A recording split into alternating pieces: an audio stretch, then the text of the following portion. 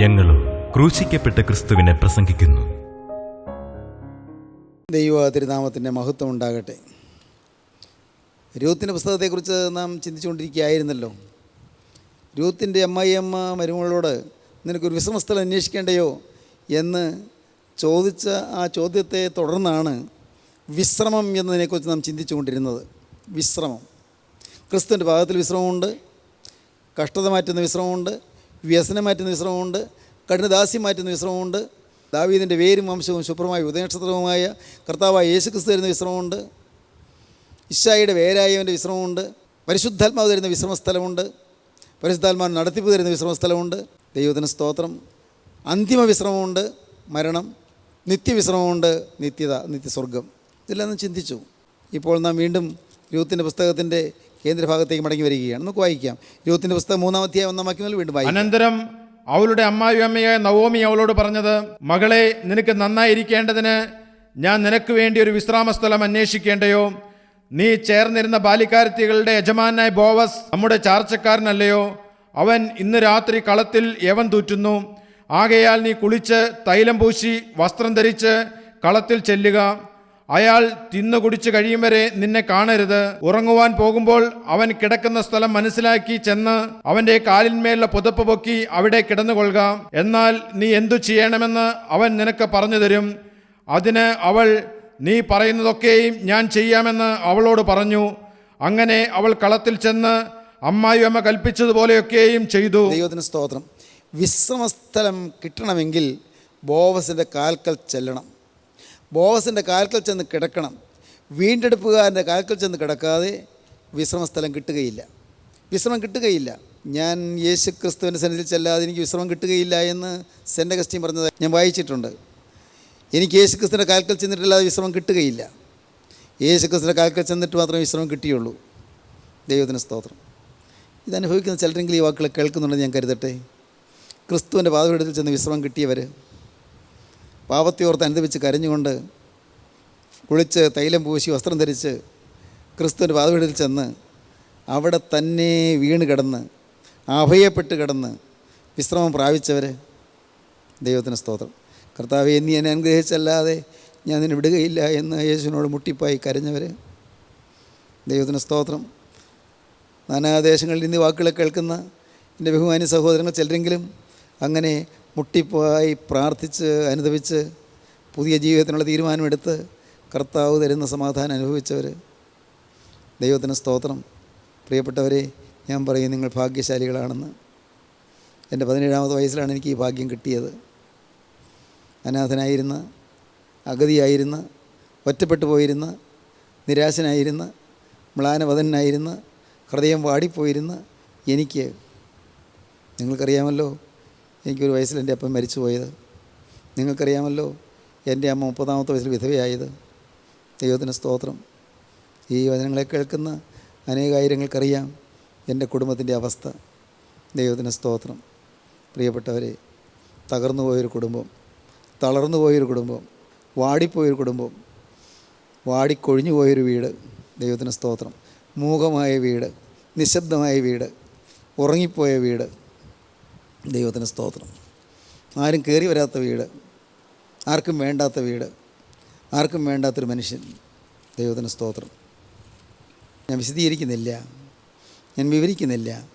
പക്ഷെ ഒന്നെനിക്കറിയാം, നിരാശമുറ്റിയവനായി ഒരു ദിവസം തകർന്നവനായി തളർന്നവനായി ഞാൻ ദൈവത്തിൻ്റെ വചനം കേട്ടുകൊണ്ടിരുന്നു. പ്രതീക്ഷയൊന്നും ഉണ്ടായിരുന്നില്ല. എൻ്റെ ജീവിതം വീണ്ടും തളിരണിയുമെന്നോ പൂവിടുമെന്നോ ഒരു പ്രതീക്ഷയുണ്ടായിരുന്നില്ല. ഞാൻ ഏറ്റവും നിരാശനായിരുന്നു. അന്ന് വചനം കേട്ടു. അന്ന് യേശു ക്രിസ്തു എൻ്റെ ഹൃദയത്തിൻ്റെ പൂട്ട് തുറന്നു. ദൈവത്തിന് സ്തോത്രം. എൻ്റെ നിരാശ കൊണ്ട് പൂട്ടിപ്പോയ എൻ്റെ ജീവിതത്തിൻ്റെ ആ പൂട്ട് യേശു തുറന്നു.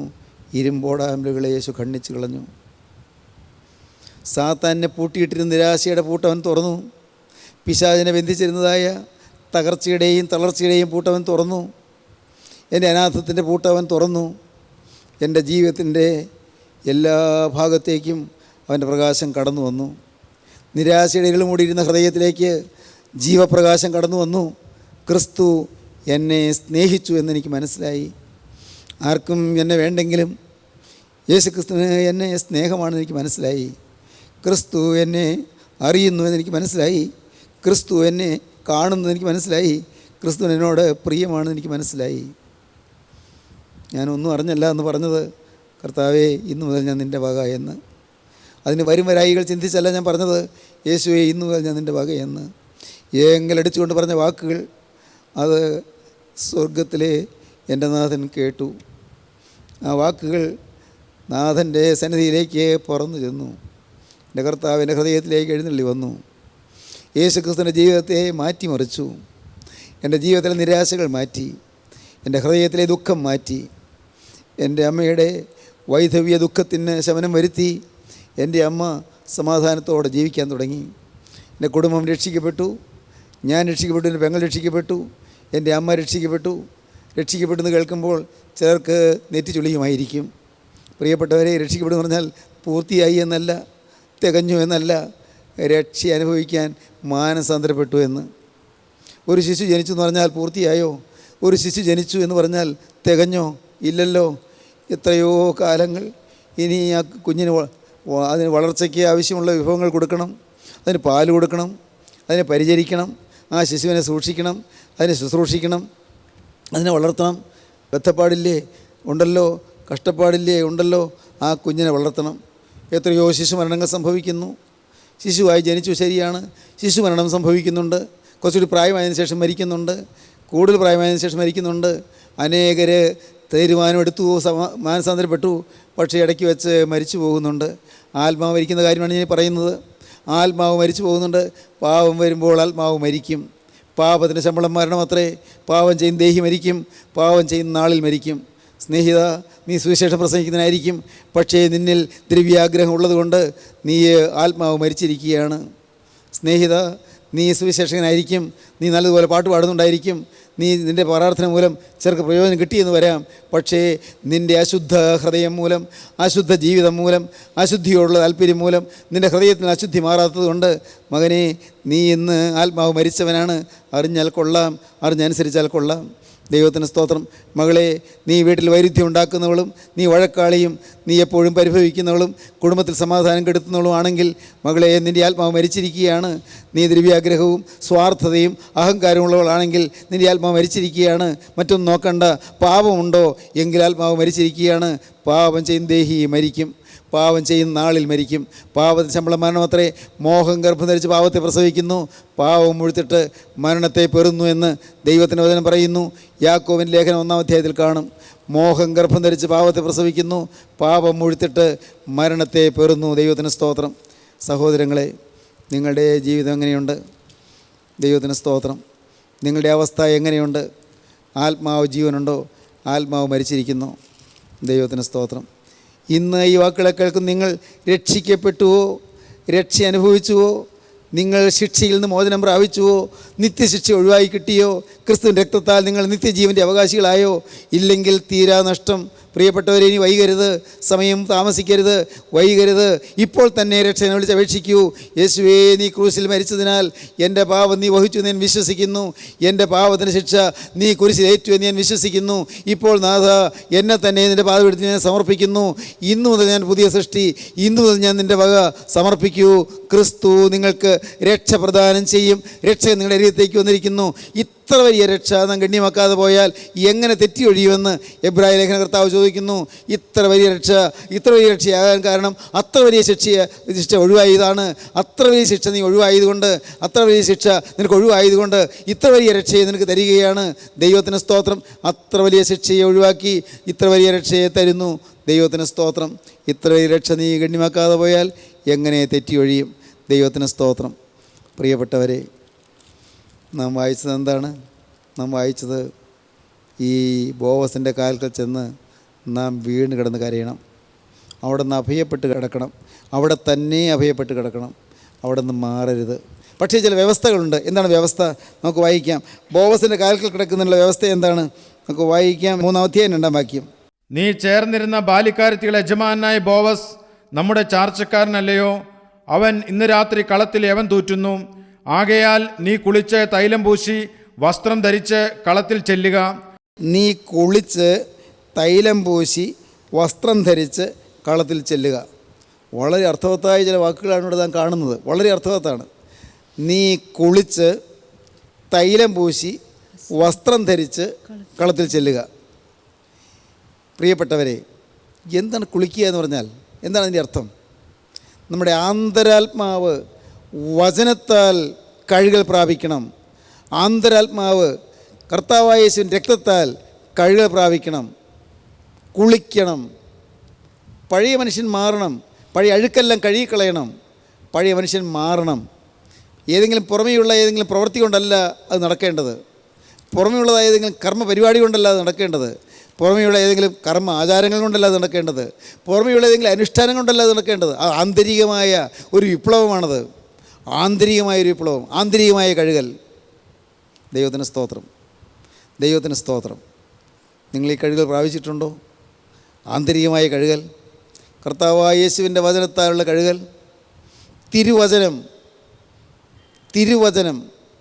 അത് വെള്ളമാണ്. ദൈവത്തിൻ്റെ വചനം പറയുന്നു, വെള്ളമാണ്. ജീവനുള്ള വചനം അത് ജീവനാണ്. ജീവനുള്ള വചനം അത് കർത്താവായ യേശുവിൻ്റെ ശക്തിയാണ്. അത് പരിശുദ്ധാത്മാവാണ്. പരിശുദ്ധാത്മാവിൻ്റെ ശക്തിയാൽ, രക്തത്താൽ, തിരുവചനത്താൽ നാം കഴുകൽ പ്രാപിക്കണം. കഴുകൽ പ്രാപിക്കുക. നീ കുളിച്ച് ഒരു സാക്ഷാത്തായ ഒരു വാഷിംഗ് നടക്കണം. പഴയതെല്ലാം കഴുകിക്കളയണം. എങ്ങനെ കഴുകിക്കളയും? എങ്ങനെയാണ് കഴുകിക്കളയുന്നത്? ദൈവത്തിന് സ്തോത്രം. ചിന്തിച്ചിട്ടുണ്ടോ നിങ്ങൾ? എങ്ങനെയാണ് കഴുകുന്നത്? ഈ ഭൂമിയിലുള്ള ഏതെങ്കിലും വെള്ളം കൊണ്ട് കഴുകുകയാണെങ്കിൽ എളുപ്പമായിരുന്നു, ഇല്ലേ? കുറച്ച് വെള്ളം, കുളിമുറിയിൽ കടന്ന് കുറച്ച് വെള്ളം കൊണ്ട് കുളിക്കുന്നു, ദേഹത്ത് ചെളിയിലാൻ പോകും. പക്ഷേ അകത്തെ ആത്മാവ് കഴുകപ്പെടുന്നത് എങ്ങനെയാണ്? അകത്തെ ആത്മാവ് എങ്ങനെ കഴുകപ്പെടും? ദ ഇന്നർ മാൻ അതെങ്ങനെ കഴുകപ്പെടും? ആന്തരിക മനുഷ്യൻ എങ്ങനെ കഴുകപ്പെടും? ദൈവത്തിന് സ്തോത്രം. ആന്തരിക മനുഷ്യൻ കഴുകപ്പെടണം. അകത്തെ മനുഷ്യൻ കഴുകപ്പെടണം. അകത്തെ മനുഷ്യൻ പുതുതായി തീരണം. അതൊരു ആന്തരിക വിപ്ലവമാണ്. അതാണ് ഞാൻ പറഞ്ഞത്, ആന്തരിക വിപ്ലവം. അകത്തൊരു വലിയ റെവല്യൂഷണറി സ്റ്റെപ്പ് എടുക്കണം. അകത്തൊരു വലിയ മാറ്റം വരണം. അകത്തൊരു രൂപാന്തരം വരണം. എ കംപ്ലീറ്റ് ആബ്സല്യൂട്ട് സറണ്ടർ വരണം. ആബ്സല്യൂട്ട് സമ്പൂർണ്ണമായൊരു കഴുകൽ വരണം. എൻറ്റയർ ടോട്ടൽ പേഴ്സണാലിറ്റി കഴുകപ്പെടണം. നമ്മുടെ അകത്തെ മനുഷ്യൻ മുഴുവനായിട്ട് കഴുകപ്പെടണം. എങ്ങനെ കഴുകും? അതിൻ്റെ ബാഹ്യമായ ചിഹ്നം നമ്മുടെ കണ്ണുനീരാണ്. കണ്ണുനീരുകൊണ്ട് കഴുകണം. ഇതൊക്കെമാർ പാടി, നിങ്ങൾക്കറിയാമോ ഗീതം? എൻ പാപത്തിൽ ഞാൻ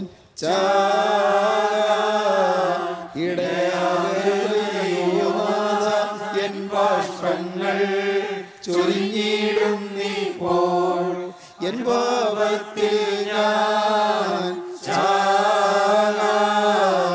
ഇടയാകയോ നാഥ, എൻ ബാഷ്പങ്ങൾ ചൊരിഞ്ഞിടുന്നിപ്പോൾ. അജമോ മാടോ ചെങ്ങായോ ഉറുപ്രാവിൻ കുഞ്ഞുങ്ങളെയോ കാഴ്ചയതായി തർപ്പിക്കുന്നില്ല. അജമോ മാടോ ചെങ്ങായോ ഉറുപ്രാവിൻ കുഞ്ഞുങ്ങളെയോ കാഴ്ചയതായി തർപ്പിക്കുന്നില്ല. ശമോന്തൻ ഭവനേ വന്ന പാപി സ്ത്രീ പോയിരുതുള്ളി കണ്ണീർ കണ്ടൻ മേദയ തോന്നണമേ. ശമോന്തൻ ഭവനേ വന്ന പാപി സ്ത്രീ പോലിരുതുള്ളി കണ്ണീർ കണ്ടൻ മേദയ തോന്നണമേ. നോക്കണമെന്തുരിതോ പലതരം ഞാൻ ചെയ്തു കോപിപ്പിച്ചു, ശരണമെനിക്കില്ല. വൈദ്യന്മാർ പക്കൽ ഞാൻ പോയി, അവരൗഷധമെല്ലാം ചെയ്തിട്ടില്ലൊരു ഗുണവും എൻ മൃഗമോ കഠിനം. നൽവൈദ്യാവിനെയും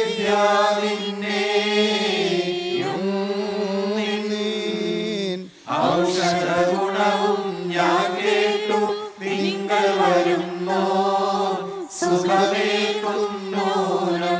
സാക്ഷാത്തായ കഴുകൽ. അവനവൻ്റെ രോഗം അറിയണം. രോഗികൾക്കാണ് വൈദ്യനെ കൊണ്ട് ആവശ്യം. ഞാൻ അഴുക്കുള്ളവനാണെന്ന് ഞാൻ അറിയണം. എൻ്റെ പുറമേയുള്ള പാപങ്ങൾ മാറി, മദ്യപാനം മാറി, വേശ്യാവൃത്തി മാറി, മോഷണം മാറി, കവർച്ച മാറി, കൊള്ളരുതാത്ത ബന്ധങ്ങൾ മാറി, വൃത്തികെട്ട കൂട്ടുകെട്ട് മാറി, വെറിക്കൂത്തുകൾ മാറി, ചീട്ടുകളി സംഘങ്ങൾ മാറി, അരുതാത്ത കഞ്ചാവും മയക്കുമരുന്ന് മുതലായ ഉപയോഗങ്ങൾ മാറി. എൻ്റെ കുടുംബത്തിൽ സൗകര്യമായി, ശരിയാണ്. പക്ഷേ എൻ്റെ ഹൃദയത്തിൽ ഇന്നും അശുദ്ധിയുണ്ട്. അത് മനുഷ്യൻ കാണണം, അത് അവനവൻ കാണണം. ഇന്നും അശുദ്ധിയുണ്ട്, ഇന്നും ദ്രവ്യാഗ്രഹമുണ്ട്, ഇന്നും സ്ഥാനമോഹമുണ്ട്, ഇന്നും ചിലരോട് പരുഷതയുണ്ട്, ഇന്നും ഹൃദയത്തിൽ കാലുഷ്യമുണ്ട്, ഇന്നും ചില മുഷിച്ചിലുകളുണ്ട്, ഇന്നും ചില സ്വാർത്ഥതകളുണ്ട്, ഇന്നും ചില അഹങ്കാരങ്ങളുണ്ട്, ഇന്നും ജീവിതത്തിൽ പറ്റിപ്പിടിച്ച് നിൽക്കുന്നതായ ചില പാപപ്രകൃതികളുണ്ട്. പുറമേ കാണാനില്ല. പക്ഷേ ചിലപ്പോഴെല്ലാം ചിന്തയിൽ കൂടി പാളി കടന്നു പോകും. ചിലപ്പോഴെല്ലാം അസ്ത്രം പായുന്നതുപോലെ പാഞ്ഞു പോകും, പകൽ പറക്കുന്ന അസ്ത്രം. ഇത് അവനവനറിയണം. ഞാൻ അറിയണം എൻ്റെ പാപം എന്താ എന്ന്. അതാണ് പാപബോധം. അതാണ് പിതാക്കന്മാർ പാടിയത്. കർത്താവേ, എൻ്റെ ദുരിതം നീ നോക്കണമേ, എൻ്റെ ദുരിതം നീ നോക്കണമേ. ദൈവത്തിന് സ്തോത്രം. പിതാക്കന്മാർ പുറമേ പാപം ചെയ്യുന്നവരായിരുന്നില്ല. നിങ്ങൾക്കറിയാമോ, പുണ്യപിതാക്കന്മാരായിരുന്നു, അവർ വിശുദ്ധരായിരുന്നു. എന്നാൽ അവർ സൂതാന നമസ്കാരത്തിൽ പാടും, എൻ്റെ കർത്താവേ, ഉറങ്ങാൻ പോകുന്നു. ഈ ഉറങ്ങാൻ പോകുമ്പോൾ ഈ രാത്രി ഞാൻ മരിക്കാൻ ഇടയായാൽ ഞാൻ നരകത്തിലേക്ക് പോകരുത്. കർത്താവേ, പിശാചിനും അവൻ്റെ ദൂതന്മാർക്ക് ഒരുക്കിയിരിക്കുന്ന നരകാഗ്നിയിലേക്ക് ഞാൻ പോകരുത്. എൻ്റെ പാപം സ്വർഗീയ രാജ്യത്തിലേക്ക് പ്രവേശിക്കുവാൻ എന്നെ ഒരു വേലി പോലെ തടുത്തു നിൽക്കുകയാണ്. കർത്താവേ, ഞാൻ എൻ്റെ പാപത്തെ കണ്ട് പരിഭ്രമിച്ചു പോകുന്നു. എൻ്റെ പ്രകൃതി മാറിയിട്ടില്ല, എൻ്റെ സ്വഭാവത്തിൽ വിശുദ്ധി വന്നിട്ടില്ല. ഞാൻ പുറമേ വിശുദ്ധനാണ്, പുറമേ പുണ്യവാനാണ്, പുറമേ പാപത്തിൻ്റെ വാക്കുകളൊന്നും വരുന്നില്ല, പുറമേ പാപത്തിൻ്റെ പ്രവൃത്തിയിലേക്ക് പോകുന്നില്ല. പക്ഷേ അകത്ത് ഇതെല്ലാം ഉണ്ടല്ലോ കർത്താവേ. പിതാക്കന്മാർ പറയുകയാണ്, ഞാൻ അഞ്ചുന്നൻ പാപത്താൽ ശുദ്ധക്കേകും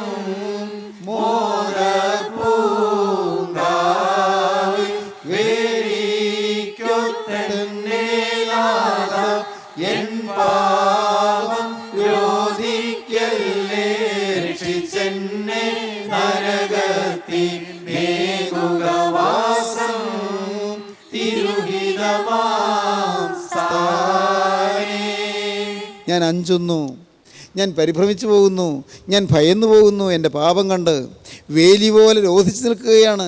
നിത്യസ്വർഗ രാജ്യത്തിലേക്ക് ഞാൻ പ്രവേശിക്കുന്ന തടസ്സമായി എൻ്റെ പാപം വേലി പോലെ എന്നെ തടുത്തു നിൽക്കുകയാണ്. കർത്താവേ, എൻ്റെ പാപം പോക്കി എന്നെ ശുദ്ധീകരിക്കണമേ. ഇതാണ് കഴുകൽ പ്രാപിക്കുക എന്ന് പറയുന്നത്. നീ കുളിച്ച്, നീ കഴുകൽ പ്രാപിച്ച്, നിൻ്റെ ജീവിതത്തിലെ പാപങ്ങൾ കഴുകിക്കളഞ്ഞ്, അനുതാപത്തിൻ്റെ കണ്ണുനീര് പൊഴിച്ച്, ശിമോൻ്റെ ഭവനത്തിൽ വന്ന പാപിനിയായ സ്ത്രീയെപ്പോലെ 2 തുള്ളി കണ്ണീര് പൊഴിച്ച്, അനുതാപത്തോടെ കരഞ്ഞ്, പാവത്തോട് യാത്ര പറഞ്ഞ്, അനുദപിച്ച് പാവത്തോട് യാത്ര പറഞ്ഞ് ഒരു പുതിയ സൃഷ്ടിയായി തീരുക. അപ്പോൾ ജീവനുള്ള ക്രിസ്തുവിൻ്റെ സന്നിധിയിലേക്ക് ചെല്ലുവാൻ സാധിക്കും. ബോവസിൻ്റെ കാൽക്കൽ ചെല്ലണമെങ്കിൽ നീ കുളിക്കണം. നിൻ്റെ ജീവിതത്തിൽ നീ ഒരു കഴുകൽ പ്രാപിക്കണം. ആന്തരികമായ കഴുകൽ നീ പ്രാപിക്കണം. അകത്തെ മനുഷ്യൻ കഴുകപ്പെടണം, അകത്തെ മനുഷ്യൻ രൂപാന്തരപ്പെടണം, അകത്തെ മനുഷ്യന് മാറ്റം വരണം. അതാണ് പറഞ്ഞത്, എൻറ്റയർ ടോട്ടൽ പേഴ്സണാലിറ്റി മാറണം, അകത്തൊരു വിപ്ലവം നടക്കണം. ദൈവത്തിന് സ്തോത്രം. ഇന്ന് ഈ വാക്കുകളെ കേൾക്കുമ്പോൾ സ്നേഹിതരെ, നിങ്ങളുടെ ജീവിതത്തിൽ ഒരു വിപ്ലവം നടക്കട്ടെ. പുറമേയുള്ള വിപ്ലവമല്ല ഞാൻ ഈ പറഞ്ഞത്, പുറമേയുള്ള യാതൊരു ബഹളവുമല്ല പറഞ്ഞത്. അകമേയുള്ള മനുഷ്യൻ്റെ വിപ്ലവം, അകത്താണ് വിപ്ലവം, അകത്താണ് ഈ മാറ്റം വരേണ്ടത്. വിപ്ലവം മാറ്റമാണ് വാസ്തവത്തിൽ. വിപ്ലവം എന്ന് പറഞ്ഞാൽ ഏതെങ്കിലും ബഹളം ഉണ്ടെന്നല്ല അതിൻ്റെ അർത്ഥം. വിപ്ലവം അത് അകത്താണ് മാറ്റം, അകത്തൊരു ചേഞ്ച്, ആന്തരികമായ മാറ്റം വരണം. ദൈവത്തിന് സ്തോത്രം. ആന്തരികമായ രൂപാന്തരം വരണം. ഇന്ന് ഇത് കേട്ടുകൊണ്ടിരിക്കുമ്പോൾ തന്നെ നിങ്ങൾക്ക് സാധിക്കും. അത് തരാനാണ് യേശു നിങ്ങളോട് പറയുന്നത്. നിങ്ങൾക്ക് ഈ അനുഭവം തരാനാണ് യേശു ക്രിസ്തു നിങ്ങളുടെ അരികത്തേക്ക് വന്നിരിക്കുന്നത്. നിങ്ങൾ എവിടെയെല്ലാം ഇരുന്ന് ഈ വാക്കുകളെ കേൾക്കുന്നുണ്ടോ അവിടെ ഇതാ യേശു വരികയാണ്. നിങ്ങളുടെ അകത്ത് മാറ്റം തരാമെന്നാണ് പറയുന്നത്, കഴുകൽ തരാമെന്നാണ് പറയുന്നത്. മകനെ, നിന്നെ കഴുകിയെടുക്കാമെന്നാണ് പറയുന്നത്. മകളെ, നിൻ്റെ കഴിഞ്ഞകാല പാപങ്ങൾ ക്ഷമിച്ച് തരാമെന്നാണ് പറയുന്നത്. അതിനല്ലയോ ഞാൻ എൻ്റെ രക്തം ചിന്തിയതെന്നാണ് കർത്താവ് പറയുന്നത്. എൻ്റെ രക്തം ഞാൻ ചിന്തിയത്, കുറ്റമില്ലാത്ത രക്തം ചിന്തിയത്. എൻ്റെ ജീവിതത്തിൽ ഞാൻ 33 വയസ്സിൽ നിനക്ക് വേണ്ടിയാണ് രക്തം ചിന്തിയത്. മകനെ, നിനക്ക് വേണ്ടി, മകളെ, നിനക്ക് വേണ്ടി. യേശു ഇത് പറയുകയാണ്. പാപം പോക്കുന്ന തിരുരക്തം, പാപത്തെ മാറ്റിക്കളയുന്ന തിരുരക്തം, പാപിയെ വിശുദ്ധീകരിക്കുന്ന തിരുരക്തം, അശുദ്ധനെ വിശുദ്ധനാക്കുന്ന തിരുരക്തം, ലോകത്തിൻ്റെ മായാമോഹങ്ങളിൽപ്പെട്ട് അഴന്നുപോയ മനുഷ്യനെ ലോകത്തിൽ നിന്ന് പറിച്ചെടുത്ത് സ്വർഗ്ഗരാജ്യത്തിന് അവകാശിയാക്കി തീർക്കുന്ന തിരുരക്തം. ഈ അത്ഭുത രക്തത്തിൻ്റെ നിത്യശക്തി നിങ്ങളെ സ്പർശിക്കട്ടെ. ഈ രക്തം നിങ്ങളെ കഴുകട്ടെ. ഈ രക്തം നിങ്ങൾക്ക് രൂപാന്തരം വരുത്തട്ടെ. ഈ തിരുരക്തം നിങ്ങളുടെ ജീവിതത്തിൽ മാറ്റം വരുത്തി നിങ്ങളെ കഴുകട്ടെ. ദൈവത്തിന് സ്തോത്രം. കുളിക്കുക. ദൈവത്തിന് സ്തോത്രം. കുളിക്കുക. അന്തരാത്മാവിൽ കഴുകൽ പ്രാപിക്കുക. അന്തരാത്മാവിൽ കഴുകൽ. ദൈവത്തിന് സ്തോത്രം. അതൊരകത്ത് നടക്കുന്ന പ്രക്രിയയാണ്, പുറമെയുള്ളതല്ല. അകത്ത് നടക്കുന്ന ഒരു പ്രക്രിയ. ദൈവത്തിന് സ്തോത്രം. അകത്താണത്, ഉള്ളിലാണത്. അനുഭവിക്കുന്നവർക്കറിയാം. ഈ പ്രക്രിയ അനുഭവിച്ചവർക്കറിയാം അതിൻ്റെ മധുരം എന്താണെന്ന്, അതിൻ്റെ സ്വാരസ്യം എന്താണെന്ന്, അതിൻ്റെ ആസ്വദനീയത എന്താണെന്ന്. ദൈവത്തിന് സ്തോത്രം. സ്നേഹിതരെ, നിങ്ങൾ ആസ്വദിച്ചിട്ടുണ്ടോ? നിങ്ങൾ ഈ സന്തോഷം അനുഭവിച്ചിട്ടുണ്ടോ? ഈ സമാധാനം അനുഭവിച്ചിട്ടുണ്ടോ? യേശുക്രിസ്തുവിൻ്റെ അത്ഭുത കൃപ വന്ന് തിരുരക്തത്താലുള്ള കഴുകൽ, ശരിയായ ആത്മസ്നാനം. ദൈവത്തിന് സ്തോത്രം. ശരിയായ എന്നോട് പറയാം ഒരഗ്നിസ്നാനം. ഹല്ലേലൂയ. തീ കൊണ്ടുള്ളൊരു കഴുകൽ. എന്താണത്? തീ കൊണ്ടുള്ള കഴുകൽ. തീ കൊണ്ടാണ് കഴുകിയെടുക്കുന്നത്. ഈ തീ ഏതാണ്? തീ പരിശുദ്ധാത്മാവാണ്. പരിശുദ്ധാത്മാവാകുന്ന അഗ്നി കൊണ്ടുള്ള ഒരു കഴുകൽ ലഭിക്കുന്നു. അഗ്നി കൊണ്ടുള്ളതായ ഒരു സ്നാനം, അഗ്നിസ്നാനം, തീ കൊണ്ടുള്ള സ്നാനം. നീ കുളിച്ച്, ദൈവത്തിന് സ്തോത്രം. ഇന്നത് കേൾക്കുമ്പോൾ വേണമെങ്കിൽ നിങ്ങൾക്ക് അനുഭവിക്കാൻ കേട്ടോ. തീ കൊണ്ടുള്ള സ്നാനം. വിശ്വസിക്കൂ, പരിശുദ്ധാത്മ നിങ്ങളുടെ അരികത്ത് വന്ന് നിൽക്കുന്നുണ്ട്. നിങ്ങളിലേക്ക് പറന്നിറങ്ങാൻ പ്രാക്കൾ വന്ന് ചിറകടിച്ചുകൊണ്ട് നിൽക്കുകയാണ്. നിങ്ങളുടെ ആന്തരാത്മാവിലേക്ക് പറന്നിറങ്ങാൻ പരിശുദ്ധാത്മാവിൻ്റെ തീ നിങ്ങളുടെ അരികത്ത് വന്ന് പ്രാവിനെപ്പോലെ പറന്ന് ഉല്ലസിക്കുകയാണ്. നിങ്ങളൊന്ന് ഏൽപ്പിച്ച് കൊടുക്കുമെങ്കിൽ, ജീവിതം വിട്ട് കൊടുക്കുമെങ്കിൽ നിങ്ങൾക്ക് ഈ സൗഭാഗ്യം നിങ്ങൾക്ക് പ്രാപിക്കാം. പരിശുദ്ധാത്മാവിൻ്റെ ഈ തീ നിങ്ങളെ തൊടുന്നതും നിങ്ങളുടെ ആളത്വം മാറുന്നതും നിങ്ങളുടെ പുതിയ മനുഷ്യനായി തീരുന്നതും നിങ്ങളുടെ കോപം മാറുന്നത്, നിങ്ങളുടെ വാശി മാറുന്നത്, നിങ്ങളുടെ വഴക്ക് മാറുന്നത്, നിങ്ങളുടെ ബഹളം മാറുന്നത്, ഇഷ്ടക്കുറവ് മാറുന്നത്, നിങ്ങളുടെ മുഷ്ടിൽ മാറുന്നത്, ഹൃദയത്തിലുള്ളതായ പരിശുദ്ധകൾ മാറുന്നത്, നിങ്ങളുടെ ഹൃദയത്തിലുള്ള വൈരാഗ്യം മാറുന്നത്, നിങ്ങളുടെ ക്രോധ സ്വഭാവം മാറുന്നത്, മുൻശുണ്ടി മാറുന്നത് എല്ലാം നിങ്ങൾക്ക് അനുഭവിക്കാം. ഈ തീ തൊട്ടാൽ പഴയ മനുഷ്യൻ മാറും. തീ. ദൈവത്തിന് സ്തോത്രം. സ്നേഹിതരെ, എന്താണ് ഈ തീ തൊടുക എന്ന് പറഞ്ഞാൽ? വാസ്തവത്തിൽ തിരുശരീര രക്തങ്ങൾ നാം സ്വീകരിക്കുമ്പോൾ അതാണ് സംഭവിക്കുന്നത്. കർത്താവായ യേശുവിൻ്റെ തിരുശരീര രക്തങ്ങൾ സ്വീകരിക്കുമ്പോൾ അപ്പോൾ സംഭവിക്കുന്നത്, നമ്മുടെ ഈ ശരീരത്തിലൂടെ യേശുവിൻ്റെ തിരുരക്തം പായുകയാണ്. നമ്മുടെ രക്തധമനികളിലൂടെ യേശുവിൻ്റെ തിരുരക്തം പായുന്നു. അത് വിശ്വാസത്തിൽ റിയലൈസ് ചെയ്യണം. നമ്മുടെ ഈ ശരീരം യേശുവിൻ്റെ ശരീരമായി മാറുന്നു. ഈ ശരീരം യേശുവിൻ്റെ ശരീരമായാൽ പിന്നെ എനിക്ക് നുണ പറയാൻ പറ്റുമോ? ഈ ശരീരം യേശുവിൻ്റെ ശരീരമായാൽ എനിക്ക് അശുദ്ധി കാണാൻ പറ്റുമോ? അരുതാത്ത പടങ്ങൾ കാണാൻ പറ്റുമോ? ഈ ശരീരം യേശുവിൻ്റെ ശരീരമായാൽ ഈ നാവ് ആരെങ്കിലും ദുഷിക്കാൻ പറ്റുമോ? ഈ നാവ് യേശുവിൻ്റെ നാവായി തീർന്നാൽ കർത്താവിൻ്റെ വേലയെ തടുക്കാൻ പറ്റുമോ? ദൈവത്തിന് സ്തോത്രം. കർത്താവിൻ്റെ വേലയെ തടുക്കുക നാവ് കൊണ്ട്. അയ്യോ അങ്ങോട്ട് പോവല്ലേ, അങ്ങോട്ട് പോവല്ലേ, അയ്യോ അങ്ങോട്ട് പോവല്ലേ. ഇതെല്ലാം പിശാചിൻ്റെ സംസാരങ്ങളാണ്. സാത്താൻ നിങ്ങളെ കൈയടക്കിയതുകൊണ്ടാണ് പറയുന്നത്. ജീവൻ്റെ ആത്മാവിൻ്റെ വചനം കേൾക്കാൻ പോകുന്നതിനെ തടുക്കുന്നു എങ്കിൽ സ്നേഹിത, നിനക്ക് വരുന്ന വിന അപകടമാണ്, അത്യാഹിതമാണ്, അത്യന്തം ഭയാനകമാണെന്ന് അറിഞ്ഞുകൊള്ളുക. അത് ശാപകരമാണെന്ന് അറിഞ്ഞുകൊള്ളുക. നിഷ്പക്ഷ ബുദ്ധിയോടെ, മുൻവിധിയില്ലാതെ, സ്ഥാപിത താല്പര്യമില്ലാതെ, നിക്ഷിപ്ത താല്പര്യങ്ങളൊന്നുമില്ലാതെ വിശുദ്ധിയുടെ ദൈവശക്തി എന്തിക്കൊണ്ട് കർത്താവിൻ്റെ വേല ചെയ്യുന്നവരെ തടുത്താൽ അത് അപകടമാണ് എന്ന് ഗ്രഹിക്കുന്നത് ഭാഗ്യമാണ്. ദൈവത്തിന് സ്തോത്രം. ക്രിസ്തുവിൻ്റെ ശരീരമായി കഴിഞ്ഞാൽ സാധിക്കില്ലത്. ഈ ശരീരം യേശുവിൻ്റെ ശരീരമായി കഴിഞ്ഞാൽ ഈ കാൽ അരുതാത്ത വഴിക്ക് നടക്കാൻ ഒക്കുകയില്ല. ഈ കയ്യിൽ അരുതാത്തത് ചെയ്യാൻ ഒക്കുകയില്ല. ഈ കയ്യിൽ അരുതാത്തത് വാങ്ങാൻ പറ്റുകയില്ല. ഈ കയ്യിൽ കിട്ടുന്ന ഒരു 10 പൈസ അത് കറയുള്ളതാകാൻ പാടില്ല. ഈ കൈ ചെലവഴിക്കുന്ന 10 പൈസ വേണ്ടാതെ ചെലവഴിക്കാൻ പറ്റില്ല. കാരണം ഇതെല്ലാം യേശുവിൻ്റെയായി. കൈ യേശുവിൻ്റേത്, ഹല്ലേലൂയ. നാവ് യേശുവിൻ്റേത്, കണ്ണ് യേശുവിൻ്റേത്, ബുദ്ധി യേശുവിൻ്റേത്, ഹൃദയം യേശുവിൻ്റേത്. ദൈവത്തിന് യേശു ആഗ്രഹിക്കുന്നേ ആഗ്രഹിക്കൂ. ഹല്ലേലൂയ. ദൈവത്തിന് സ്തോത്രം. യേശു മയമായി തീരുകയാണ്. യേശുവിൻ്റെ പ്രതിബിംബരമായി തീരുകയാണ്. യേശുവിൻ്റെ പ്രതിഭയായി തീരുകയാണ്. The very image of Christ. ക്രിസ്തുവിൻ്റെ ഇമേജായി തീരുകയാണ്. എന്തൊരു ഭാഗ്യമാണത്. വേണമോ നിങ്ങൾക്ക് ഈ ഭാഗ്യം? വേണമോ? കുളിച്ച് വസ്ത്രം ധരിച്ച് തൈലം പൂശി കളത്തിൽ ചെല്ലുക, കുളിക്കുക, തീയാൽ കുളിക്കുക. എൻ്റെ ദൈവത്തിന് സ്തോത്രം. തീയാൽ കുളിക്കുക. എന്താണ് പറഞ്ഞത്? സ്നേഹിതരെ, നിങ്ങൾക്ക് മനസ്സിലാകുന്നുണ്ടോ ഈ പറഞ്ഞത്? Hallelujah, hallelujah, hallelujah. എന്താണ് ഈ പറഞ്ഞത്? തീയാൽ കുളിക്കുക എന്ന് പറഞ്ഞാൽ, പ്രിയപ്പെട്ടവരെ, ഞാൻ അതുമാത്രം സൂചിപ്പിച്ചോട്ടെ. ഞാൻ മാനസാന്തരപ്പെട്ടത് 17-ാമത്തെ വയസ്സിലാണല്ലോ. 36-ാമത്തെ വയസ്സിൽ തീയിൽ കുളിച്ചു. ഞാൻ വേറെ വെള്ളത്തിൽ നിന്ന് കുളിക്കാൻ പോയില്ല, പക്ഷേ ഞാൻ തീയിൽ കുളിച്ചു. ഹല്ലേലൂയ. ദൈവത്തിന് സ്തോത്രം. ഞാനൊന്നുകൂടി സ്നാനപ്പെടാൻ പോയില്ല. സത്യം തുറന്നു പറയുകയാണ്. നിങ്ങൾക്ക് വിശ്വസിക്കണമെങ്കിൽ വിശ്വസിക്കാം. ദൈവത്തിന് സ്തോത്രം. ശിശുവായിരുന്നപ്പോൾ എൻ്റെ മാതാപിതാക്കൾ എന്നെ കൊണ്ടുപോയി പള്ളിയിൽ കൊണ്ടുപോയി സ്നാനം ഞാൻ അനുഭവിച്ചില്ല. പക്ഷേ 17-ാമത്തെ വയസ്സിൽ എനിക്ക് മനസ്സിലായി അന്ന് മാമോദിസയിലെടുത്ത സമർപ്പണം അത് ഞാൻ സ്വന്തം അനുഭവത്തിലാക്കണമെന്ന്. അതാണ് മാനസാന്തരപ്പെട്ടത്. സ്വന്തം അനുഭവത്തിലാക്കണം. സാത്താനെ അന്വേഷിക്കുന്ന മിശിഹായെ ഞാൻ സ്വീകരിക്കുന്നു എന്ന് പറഞ്ഞത് സ്വന്തം അനുഭവത്തിലാക്കണം. എനിക്ക് മനസ്സിലായി. സമർപ്പിച്ചു. എന്നിട്ടോ 36-ാമത്തെ വയസ്സിൽ ജീവനുള്ള ദൈവത്തിൻ്റെ പരിശുദ്ധാത്മാവ് എൻ്റെ തലമേൽ ഇറങ്ങി വന്നു. 1971 മെയ് മാസം 10-ാം തീയതി വ്യാഴാഴ്ച രാത്രി പള്ളിയിൽ ഞാൻ പ്രസംഗത്തിന് ശേഷം എൻ്റെ വീട്ടിൽ വന്ന് ഞാൻ എന്നെ തന്നെ പരിശോധിച്ചു. എൻ്റെ ജീവിതമാകെ പരിശോധിച്ചു. എനിക്ക് തിരുത്താനേറെ ഉണ്ടെന്ന് മനസ്സിലായി. ഞാൻ ഒന്നൊന്നായി ഏറ്റു പറഞ്ഞു. ഞാൻ ദൈവസനിൽ പുതിയ തീരുമാനം എടുത്തു. കർത്താവേ, ഇനിമേൽ ഞാൻ പഴയ മനുഷ്യനായിരിക്കുകയില്ല. ഞാൻ മാനസാന്തരപ്പെട്ടവനാണെങ്കിലും കർത്താവേ, എൻ്റെ ഹൃദയത്തിൽ നിന്ന് പാവങ്ങൾ പോയിട്ടില്ല, എൻ്റെ സ്വഭാവത്തിൽ നിന്ന് പാവങ്ങൾ പോയിട്ടില്ല, ദ്രവ്യാഗ്രഹം പോയിട്ടില്ല, അശുദ്ധ ആഗ്രഹങ്ങൾ പോയിട്ടില്ല, മലിനമായ മോഹങ്ങൾ പോയിട്ടില്ല. കർത്താവേ, ഞാൻ വീണ്ടും സമർപ്പിക്കുന്നു, എന്നെ മുഴുവനായി രൂപാന്തരപ്പെടുത്തണമേ എന്ന് പ്രാർത്ഥിച്ചു. പിറ്റേ ദിവസം വെള്ളിയാഴ്ച രാവിലെ 9 മണിക്ക് പരിശുദ്ധാത്മാവിന് തീ എൻ്റെ മേലിറങ്ങി. പരിശുദ്ധാത്മാവിനെ കഴുകി. ദൈവത്തിന് സ്തോത്രം. ഇന്ന് ഇത് കേട്ടുകൊണ്ടിരിക്കുമ്പോൾ എൻ്റെ ബഹുമാന്യ സഹോദരങ്ങളെ, നിങ്ങൾക്ക് ഈ കഴുകൽ വേണോ? കുളിക്കുക. നിങ്ങൾക്ക് കഴുകൽ വേണോ? പരിശുദ്ധാത്മാവ് തീയിൽ കുളിക്കുക. ദൈവം നിങ്ങളെ അനുഗ്രഹിക്കട്ടെ. നമുക്ക് പ്രാർത്ഥിക്കാം. കരുണയുള്ള കർത്താവേ, ഈ വചനം കേട്ട എല്ലാവരെയും തൊടണമേ. തീ തൊടണമേ. തീയാലുള്ള അഭിഷേകം തൊടണമേ. തീയാലുള്ള അത്ഭുതകരമായ അനുഭവം ലഭിക്കണമേ. എല്ലാവരെയും തഴുകണമേ. നാഥ, നിൻ്റെ ഈ മക്കൾ പഴയ മനുഷ്യരല്ല പുതിയ മനുഷ്യരാണെന്നുള്ള വ്യക്തമായ അനുഭവത്തോടെ എഴുന്നേൽപ്പാനിടയാക്കണമേ. തിരുനാമം മഹത്വപ്പെടുത്തണമേ. യേശുവിൻ നാമത്തിൽ തന്നെ. ആമീൻ. ഹല്ലേലൂയ.